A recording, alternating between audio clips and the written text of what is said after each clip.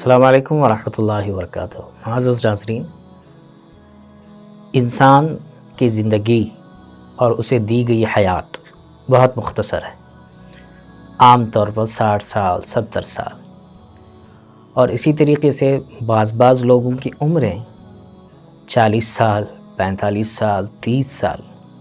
موت کا کوئی وقت متعین نہیں ہے کہ کس عمر میں، کس لمحے میں اور کس جگہ پر موت آ کر دبوچ لے۔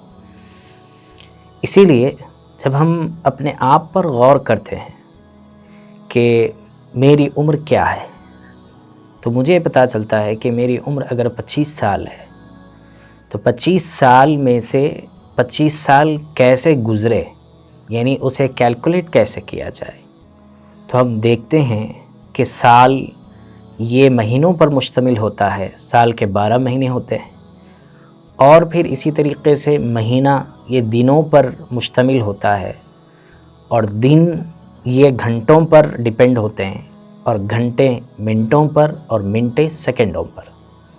تو اس کا مطلب یہ ہوا کہ انسان جتنی بھی اوقات گزار رہا ہے تو اس کا ایک سیکنڈ، ایک منٹ، ایک گھنٹہ، ایک مہینہ، ایک سال، اور پھر سالوں کا مجموعہ اس کے 25 سال، یہ پورا ایک انسان کی زندگی کی سائیکل ہے جس میں انسان اپنے آپ کو صرف کر رہا ہے، اپنے وقت کو گزار رہا ہے۔ تھوڑا سا یہاں رک کر ایک بات بہت غور کرنے کی ہے، وہ یہ ہے کہ اللہ تعالیٰ نے قرآن پاک میں مختلف وقت کی اوقات کی قسم کھائی ہے۔ جیسے کبھی اللہ تعالیٰ نے فرمایا واللیل اذا یغشا، رات کی قسم، اور کہیں پر اللہ تعالیٰ نے فرمایا والنہار اذا تجلی، دن کی قسم، اور ایسے ہی اللہ تعالیٰ نے رات اور دن کے ساتھ وقت کی قسم بھی کھائی، کہا والعصر، جو ہے زمانے کی قسم، اور ایسے ہی آپ دیکھیے کہ کچھ اوقات کی الگ بھی قسم کھائی، کہیں فرمایا اللہ تعالیٰ نے والفجر، فجر کے وقت کی قسم۔ تو ان پورے اوقات اور پوری چیزوں کی قسم کھانے کا مقصد کیا ہے؟ اللہ تعالیٰ قسم کھائے بغیر بھی کسی چیز کو بتا سکتے تھے، لیکن اللہ تعالیٰ نے قسم کھا کر کسی چیز کو بتایا ہے، تو اس کا مطلب یہ ہے کہ اس کی بڑی اہمیت اسلام کے اندر ہے۔ اسی لیے اللہ پاک نے اسلام کے جو احکام ہیں ان احکام کو بھی وقت کے ساتھ میں خاص کیا ہے۔ تھوڑا سا غور کیجیے کہ اسلام کے احکام میں پہلا حکم ہے نماز۔ نماز کو بھی وقت کے ساتھ خاص کیا، ان الصلاۃ کانت علی المؤمنین کتابا موقوتا۔ آپ دیکھیے فجر کی نماز کا جو وقت ہے اس کا ایک خاص لیمیٹیشن ہے، اگر اس وقت کے اندر ہی نماز پڑھی جائے تو وہ نماز ادا کہلاتی ہے، اور اگر وہ وقت گزرنے کے بعد کوئی نماز پڑھے تو وہ نماز ادا نہیں، قضا کہلاتی ہے۔ ایسے ہی پوری نمازوں کا آپ دیکھ لیجئے، ظہر کی نماز، عصر کی نماز، مغرب کی نماز، عشاء کی نماز، ہر ایک کا ایک خاص وقت متعین ہے، اس وقت کے اعتبار سے نماز ادا کہلائے گی، اور اس کے بعد اگر نماز پڑھتے ہیں تو نماز قضا کہلاتی ہے۔ یہ پہلا حکم ہے اسلام کا۔ اسلام کا ایک دوسرا حکم ہے روزہ۔ روزے کے اوپر اگر آپ غور کریں گے تو روزے کو بھی وقت کے ساتھ میں خاص کیا گیا ہے، جیسے روزہ یہ وقت سے شروع ہوگا اور یہ وقت پر ختم ہوگا۔ اگر کسی بندے نے روزے کا وقت شروع ہونے کے بعد میں، مثال کے طور پر 4:30 بجے روزے کا وقت شروع ہو رہا ہے، سحر کا وقت ختم ہو رہا ہے، تو 4:30 بجے کے بعد میں 4:31 پر اگر کسی نے ایک لقمہ یا کچھ دانے کھا لیے یا پانی پی لیا ایک گھونٹ، تو اس کا روزہ ختم۔ اور ایسے ہی وقت ختم ہونے سے پہلے یعنی افطار کے وقت سے پہلے کسی نے کچھ کھا پی لیا تو بھی اس کا روزہ نہیں ہوگا، وہ بھوکا رہنے والا تو کہلائے گا لیکن روزہ رکھنے والا نہیں کہلائے گا۔ یہ دو چیزیں ہوئی۔ تیسری چیز آپ غور کیجئے، زکوٰۃ۔ تو زکوٰۃ کے سلسلے میں بھی 1 سال کا وقت ختم ہونے کے بعد، 1 سال کی مدت ہونے کے بعد اس پر زکوٰۃ واجب ہوتی ہے، تو اس کا بھی لیمیٹیشن ہے، وقت کے ساتھ میں خاص ہے یہ بھی۔ ایسے ہی آپ غور کریے حج۔ جو استطاعت رکھنے والے افراد پر، جانے والے افراد پر جو ہے، استطاعت رکھ کر جانے والے افراد پر یہ چیز ضروری ہے، فرض ہے۔ عرفہ کا دن متعین ہے۔ اگر کوئی حاجی عرفہ کے دن عرفہ یعنی وقوف عرفہ نہ کرے اور اس کے بعد سال بھر وہ اس میدان میں ٹھہرا رہے، کھڑا رہے یا وہاں پر قیام کرے تو اس کا حج نہیں کہلائے گا۔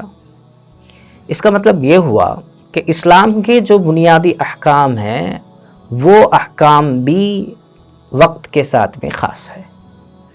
دو باتیں ہوئیں۔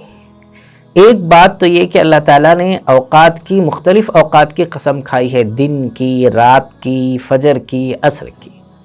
دوسری بات یہ ہے کہ اسلام کے جو احکام ہے بنیادی، اس کو بھی اوقات کے ساتھ، وقت کے ساتھ، ٹائم کے ساتھ میں کنیکٹ کیا گیا ہے۔ اب ذرا آتے ہیں حدیث پر۔ آپ صلی اللہ علیہ وسلم نے بھی اس جانب توجہ دلائی ہے۔ ایک حدیث میں آپ صلی اللہ علیہ وسلم نے فرمایا، نعمتان مغبون فیہما کثیر من الناس، الصحۃ والفراغ، کہ دو نعمتیں جس کے سلسلے میں بہت سے لوگ دھوکے میں ہیں، وہ دو نعمتیں ہیں۔ وہ دو نعمتیں کون سی ہیں؟ فرمایا کہ صحت اور فرصت کا وقت۔ صحت کے وقت میں بھی آدمی اپنے صحت کا خیال نہیں رکھتا، بیماری کے بعد میں اسے احساس ہوتا ہے کہ صحت کیا چیز تھی۔ فرصت کے اوقات کی بھی آدمی قدر نہیں کرتا، مشغولی آنے کے بعد اندازہ ہوتا ہے کہ فرصت کتنی اہم چیز تھی۔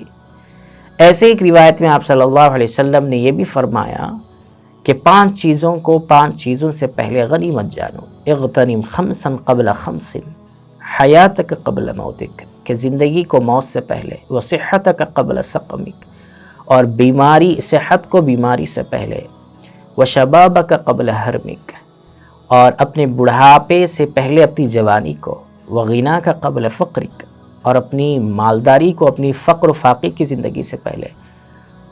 اور ایسے آپ صلی اللہ علیہ وسلم نے اس کے اخیر میں فرمایا کہ اپنے فرصت کے اوقات کو اپنے مشغولی کے اوقات سے پہلے غنیمت جانو۔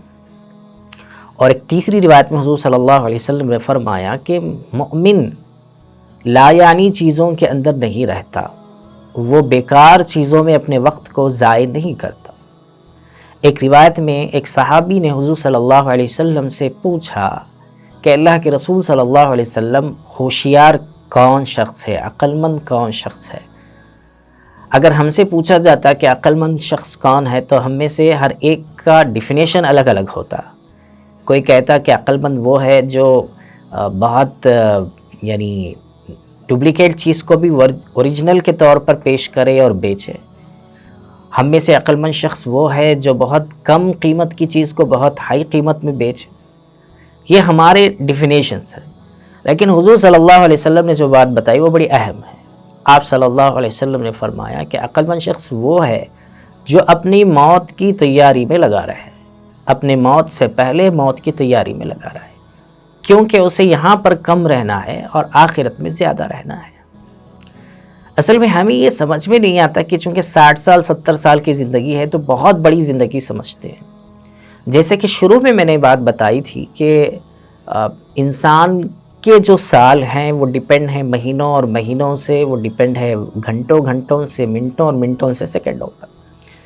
اگر ہم ایک کیلکولیشن کرتے ہیں کہ ہماری زندگی 60 سال کی ہے تو 60 سال میں کتنے گھنٹے ہوں گے، ان گھنٹوں کو کیلکولیٹ کر کے اگر ہم ایک الارم رکھتے ہیں اپنے فون میں تو ہمیں خود محسوس ہونے لگے گا کہ میرے کتنے گھنٹوں میں سے کتنے گھنٹے ختم ہو چکے۔ تو اس لیے قرآن اور حدیث کے اندر وقت کی اہمیت اور وقت کو بہت اچھا یوز کرنے کی تعلیم دی گئی ہے۔ اس لیے ہم سب سے گزارش کرتے ہیں کہ اپنے اوقات کو بیکار اور ضائع کرنے سے بچیں، گریز کریں، اس کی قدر کریں، یہ آپ کی قدر کرے گا۔ جو اس کی قدر نہیں کرے گا وہ وقت اس کی قدر نہیں کرتا۔ اس لیے کوشش کریں اس بات کی کہ قرآن اور حدیث میں جو بات بتائی گئی ہے اس اعتبار سے ہم اپنے ٹائم کو مینیج کریں گے، اپنا شیڈیول طے کریں گے اور اسی کے اعتبار سے ہم اپنے کاموں کو انجام دیں گے۔ اللہ تعالیٰ سے دعا ہے کہ کہنے اور سننے سے زیادہ ہمیں عمل کی توفیق عطا فرمائے۔